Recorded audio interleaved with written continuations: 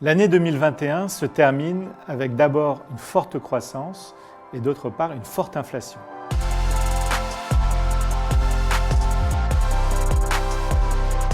On est au plus haut sur l'inflation aux États-Unis depuis 40 ans et depuis 30 ans en Europe,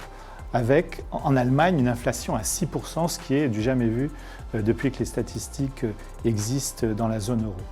On est dans un contexte où la croissance devrait ralentir dans une certaine mesure l'année prochaine. Il y aura moins de soutien budgétaire et du côté monétaire également, une petite amorce de durcissement de la politique monétaire aux États-Unis avec une Fed qui va non seulement stopper ses achats d'actifs, mais commencer à remonter ses taux directeurs. Donc des conditions financières qui seront légèrement moins favorables, mais pour autant une dynamique qui reste très forte, tout simplement parce que les ménages, ils ont été empêchés de consommer des services pendant de nombreux mois de confinement et finalement sont dans une dynamique où ils consomment beaucoup plus que ce qu'ils consommaient jusqu'en 2019. Alors ça sera temporaire évidemment, mais pour l'instant, il y a cette pression qui génère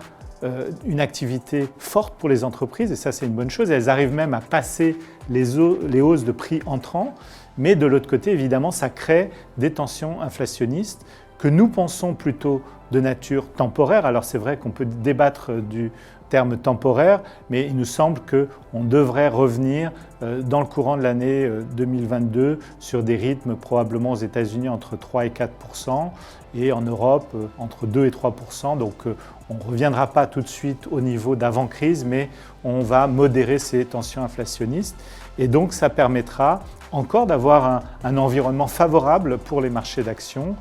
avec toujours des taux d'intérêt qui seront quand même maintenus bas par les banques centrales et une dynamique de demande qui restera positive pour l'année prochaine.